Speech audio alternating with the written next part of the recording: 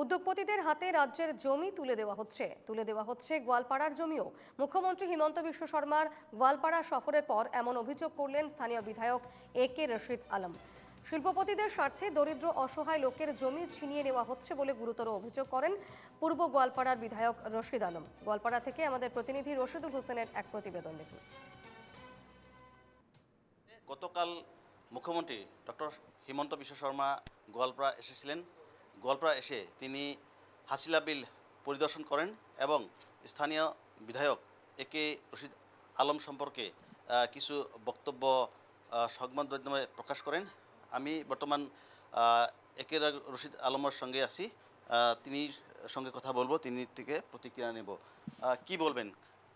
গতকাল মুখ্যমন্ত্রী এসেছিলেন, এসে বিল পরিদর্শন করলেন এবং রকিবুল হোসেন এবং আপনার বিরুদ্ধে কিছু বক্তব্য তিনি প্রকাশ করছেন। প্রতিক্রিয়া হিসেবে কি বলবেন? তিনি বলছেন আমরা নাকি তাকে চ্যালেঞ্জ করছি। আমরা চ্যালেঞ্জ করি নাই। সে বিরোধী দলের এমপি, আমি বিরোধী দলের এমএলএ। আমাদের যেটা নীতি, যেটা দায়িত্ব, যেটা কর্তব্য, সেটাই আমরা করে আসি। তার বিরোধ করা, উচ্ছেদ করে আসে, তার বিরোধ করা, চ্যালেঞ্জ না। আমরা বিরোধ করি। বলছে চ্যালেঞ্জ করছেন আপনি? উনি তো বলবেই, উনি রাজনৈতিক ভাষা সব।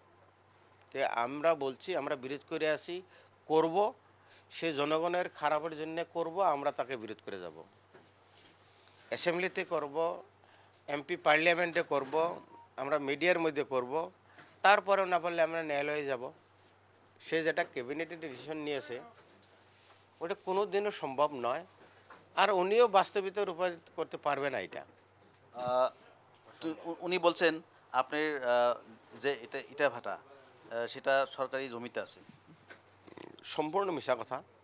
হ্যাঁ, সে জানে না অ্যাকচুয়ালি ইনফরমেশনটা যে দিছে, সেও রং ইনফরমেশনটা দিছে। আরও নিশ্চয় সে ওইটা নিশ্চিত না।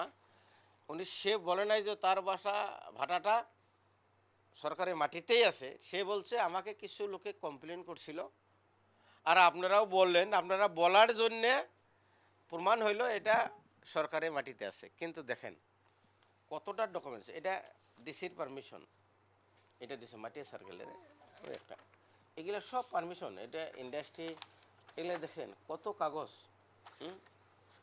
কত, এটা গভর্নমেন্টের রেভিনিউ ডিসি। রিক্লাসিফিকেশন হইতে লাগে, পাট্টা মাটিতে হয় না। ইটা ভাটা পাট্টা মাটিতে হয় না। ইটা ভাটা সম্পূর্ণ বৈধ, সব সম্পূর্ণ বৈধ। আমি অবৈধ কাজ করতেই পারি না। আমি একজন আইনের বানোয়া একজন তার সদস্য, আমি কেমনে বেআইনি করতে পারবো?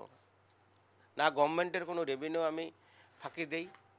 লেবার লাইসেন্স পর্যন্ত আমার ঠিক আছে, জিএসটি থেকে আরম্ভ করে ফরেস্টের এনওসি সব সম্পূর্ণ বৈধ। আমি অবৈধ কাজ করবই না, লাগে করবই না।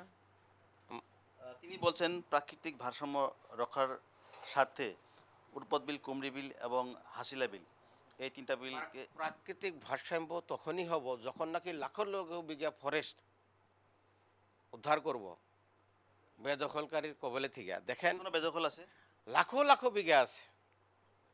খালি একটা প্রোডাক্ট, ফরেস্টের একটা প্রোডাক্ট, ফরেস্ট প্রোডাক্ট না, ওইটা রাবার। 2016-17 আমার অ্যাসেম্বলির কোশ্চেনে রিপ্লাই দিছিল খালি রাবার বাগানই আছে 22,000 বিঘা তখন, আজকের থেকে 9 বছর আগে। এখন তার ডাবল হয়েছে। রাবার বাগান, কল বাগান, তামুল বাগান, পাম্প অয়েল, চা বাগান, লাখো লাখো বিঘা ফরেস্টের জমি। হাইকোর্টে কইছে এটা 25% এর থেকে বেশি ফরেস্ট জমি বেদখলে আছে। এই কয়টা বেদখলকারীর ধরন আমি যে কটার নাম কইলাম। তো এখন প্রাকৃতিক ভারসাম্য সে যদি ঠিক রাখতে চায়